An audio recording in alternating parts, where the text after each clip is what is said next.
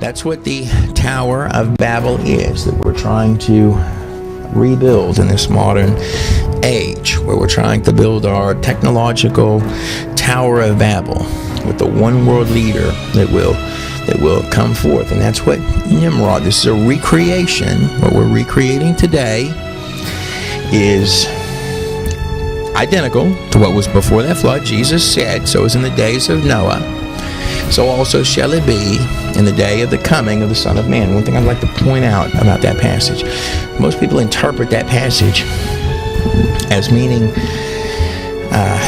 some calamity's coming, the Amaro's coming, the banking system's going to collapse, all of these different things.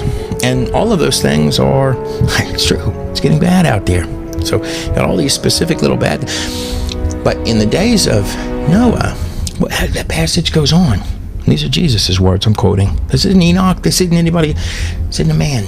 This isn't any one of the prophets, this is Jesus.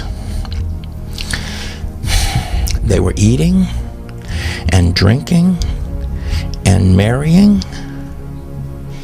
and then the flood came. They thought everything was okay. They seemed to think that things were improving. In fact, Noah was out there, in the book of Yasher, Noah was out there for 120 years. 120 years. He was building his boat, but he would go in and he would preach to them, it's coming, it's coming, it's coming. And then in the end, and they were laughing at him. Oh, that crazy old man, he's coming up in here again. And he kept saying, the hour's at hand, the hour's at hand. For 120 years, the hour was at hand. For 120 years. No, that crazy old guy.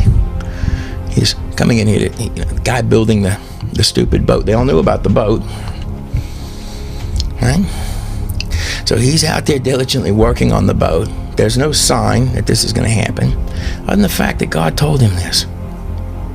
And that his forefather Enoch had prophesied of these things. And Methuselah, his name means his death shall bring. His death shall bring the judgment. So the Methuselah died 7 days. When Methuselah died, it was on. Noah was out there building, and then after 120 years, and they were laughing and you're stupid, but when the day came and the waters began to fall from the skies, and they were getting intense. This is in the book of Jasher, how it's covered. And the animals that weren't taken were all surrounding that boat. So the boat was in the middle. Noah was given specific instructions by God what to take. Take the animals and their kinds. God had given him those instructions are fascinating, by the way, from a scientific perspective.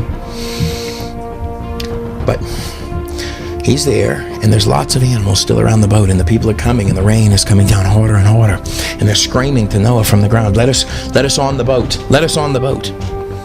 And Noah comes forth from that window that's described in Genesis, at the top of the boat, and he hollers down to them, where were your fears 120 years ago when I told you to repent, that this day was at hand? But yet now you're standing out here and you're screaming to get in a safe place. And let us on the boat. Noah yells back to them, I don't think that's the way this is happening. You're not getting on this boat. So they ran inwards like a horde coming at the boat. And at that moment, the flood waters came in intense.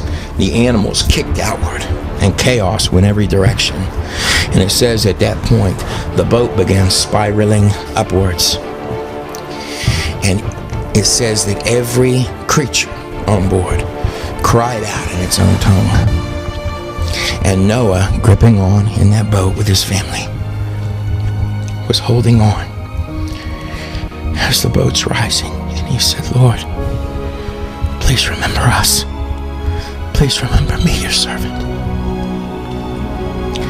And the next sentence reads, and God remembered Noah, and the boat rested peacefully atop the waters.